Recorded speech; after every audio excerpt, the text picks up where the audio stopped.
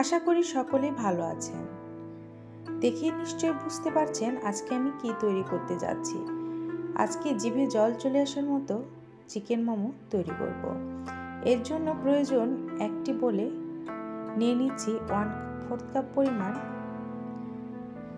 ময়দা। আমি এখানটায় 1/4 কাপ পরিমাণ ময়দা দুবার দিয়েছি, আর দিয়ে দিয়েছি একবার 1/4 কাপ পরিমাণ কর্নফ্লাওয়ার। অর্থাৎ আপনারা অবশ্যই চেষ্টা করবেন যে চামচ অথবা যে কাপের সাহায্যে ময়দা মেপে নেবেন সে ময়দার মাপটা যেন দুবার এবং কর্নফ্লাওয়ার যেন একবার হয়, এতে করে ডো সুন্দর পারফেক্ট হয়। আর দিয়ে দিচ্ছি 1 চিমটি লবণ। দিয়ে ভালোভাবে মিক্সড হয়ে গেলে এর মধ্যে ফুটন্ত গরম পানি অবশ্যই অ্যাড করে একটা ডো তৈরি করে নেবেন। আমরা যেভাবে রুটির ডো তৈরি করি সেম প্রসেসে এই ডোটি তৈরি করে নেবেন। আমার ডো মোটামুটি তৈরি করা কমপ্লিট, আমি একটি সাইডে রেখে দেব। এবার ব্লেন্ডারে দিয়ে দেব মাংসের কিউব করা। এখানটায় আমি 1/2 কাপের মতো মাংস নিয়ে নিয়েছি। এর মধ্যে অ্যাড করে দেব রসুন, কয়েকটা কোয়া খুলে দিয়েছি, দিয়ে দিয়েছি আদা কুচি, দিয়ে দিচ্ছি 1/2 চামচের মতো গোলমরিচ। অবশ্যই চেষ্টা করবেন কালো গোলমরিচটি ব্যবহার করার জন্য। আমি এখানটায় নিয়ে নিয়েছি গাজর চিকন চিকন করে কুচি করি, একটা কাঁচা মরিচ কুচি, দিয়ে দিয়েছি পেঁয়াজ পাতা কুচি করে। নিয়ে নিচ্ছি মিক্সিং বলে যে চিকেনটি নিয়েছিলাম সে চিকেনটি। আমার এখানটায় চিকেনের যে মিক্সচার সেটিতে স্কিপ হয়ে গিয়েছে, অবশ্যই আপনারা সয়া সস 1 চামচ পরিমাণ দেবেন। এর মধ্যে দিয়ে দিচ্ছি বাটার। এখানটায় আমি বাটার ব্যবহার করেছি বড় চামচে 1 চামচ পরিমাণ। বাটারটি ভালোভাবে মিক্সড করে নেবেন। আপনারা চাইলে বাটারের পরিবর্তে তেল অথবা গরম ঘি ব্যবহার করতে পারেন। আমি এখানটায় সময় স্বল্পতার কারণে বাটারটি হালকা মেল্ট অবস্থাতেই দিয়ে দিয়েছি স্বাদ অনুযায়ী লবণ। আগে থেকে যে আমি এখানটায় সয়া সস ব্যবহার করেছি যার কারণে লবণের পরিমাণটা একটু কম দিয়েছি। আমার বাটারটি ছিল আনসল্টেড। আপনাদের বাটারটি যদি সল্টেড হয় সেক্ষেত্রে অবশ্যই একটু লবণ কম দেওয়ার চেষ্টা করবেন স্বাদ অনুযায়ী। মিক্সারটি একদম কমপ্লিট। এবার আমি যে ডোটি রেডি করে রেখেছিলাম, এবার ডোটি ভালোভাবে মেখে নিয়ে এবার 2টি অংশে বিভক্ত করে নেব। নিয়ে ছোট করে আমি এখানটায় একটা গোল শেপ দিয়ে এটিকে রুটির সাহায্যে বেলে নেব। দেখতে পাচ্ছেন আমি হাতে হালকা একটু তেল নিয়ে নিয়েছি যাতে করে হাতে লেগে যাওয়া কিংবা কোনো কিছু যেন না হয় এবং জিনিসটা যেন সুন্দরভাবে মোলায়েমভাবে তৈরি করা যায়।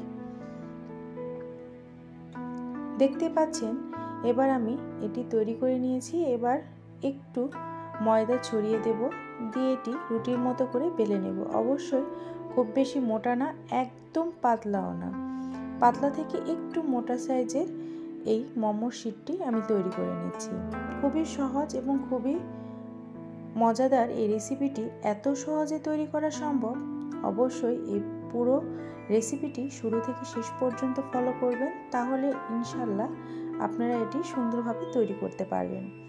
দেখতে পাচ্ছেন আমার এটি তৈরি করা হয়ে গিয়েছে। মোমোগুলো যেন একটু বড় সাইজের হয় সেদিকটা খেয়াল রাখার কারণে আমি এখানটায় বড় একটি ঢাকনার সাহায্যে কেটে নেব। আর কাটার আগে অবশ্যই একটু কর্নফ্লাওয়ার পুরো রুটির উপরে ছড়িয়ে মেখে নেবেন, যাতে করে কাটার পর আমরা যখন এটি একটির উপর আরেকটি রেখে দেব তখন যেন লেগে না যায়। এজন্য আসলে কর্নফ্লাওয়ারটি ব্যবহার করা। দেখতে পাচ্ছেন শিটটি একদম আমার রেডি।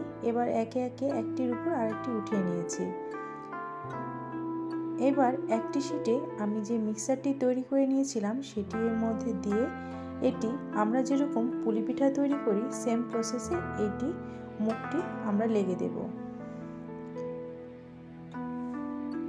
আমার এই রেসিপিটি যদি আপনাদের ভালো লেগে থাকে তাহলে অবশ্যই আমার চ্যানেলটিকে সাবস্ক্রাইব করতে ভুলবেন না।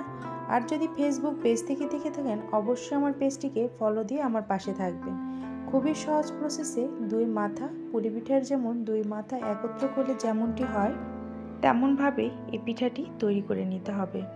দেখতে পাচ্ছেন আমি আবারও আপনাদের সাথে শেয়ার করছি কিভাবে এটি তৈরি করে নিয়েছি। খুবই সহজ এবং খুবই অল্প সময়ে এটি তৈরি করে নেওয়া সম্ভব। দেখতেই পাচ্ছেন দুই মাথা একটু ভাঁজ করে একটির সঙ্গে আরেকটি জোরে একটু প্রেস দিয়ে লেগে দেবেন, তাহলে এটি খুব সহজভাবে তৈরি হয়ে যাবে। একে একে আমি সবগুলোই এইভাবেই এই প্রসেসেই তৈরি করে নিয়েছি।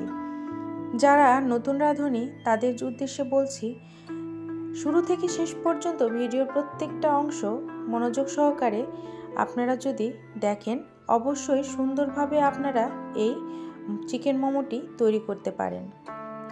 দেখতে পাচ্ছেন কত সুন্দর এবং কত সহজ। এমন সহজ রেসিপি একবারের জন্য হলেও অবশ্যই ট্রাই করবেন।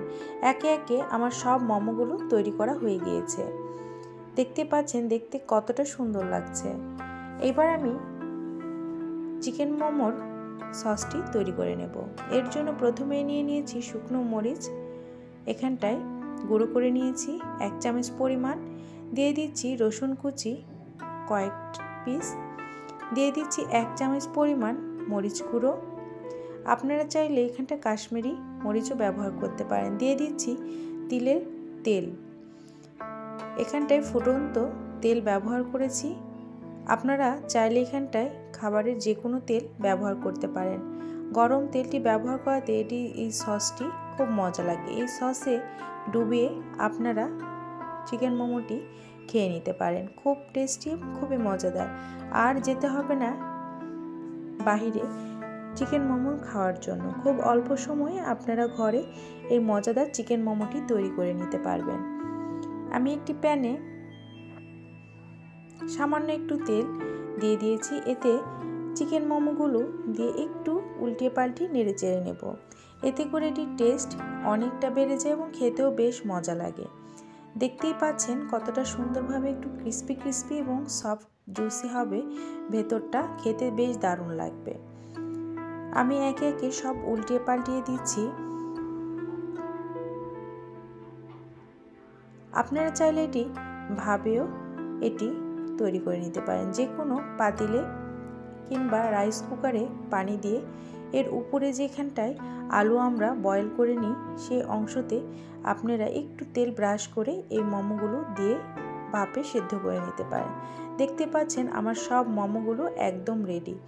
এবার এই সসটি আমি উপরে দিয়ে ডেকোরেশন করব। আর দেখতে সুন্দর লাগার জন্য এর উপরে দিয়ে দিব পেঁয়াজ পাতা কিছু কুচি করে, যেন খেতে এবং দেখতে দুটোতেই সুন্দর লাগে। মাশাআল্লাহ, দেখতে বেশ দারুণ হয়েছে, খেতেও বেশ মজাদার। আশা করি এই রেসিপিটি একবারের জন্য হলেও আপনারা ট্রাই করতে ভুলবেন না। সকলে ভালো থাকবেন, সুস্থ থাকবেন। আল্লাহ হাফেজ।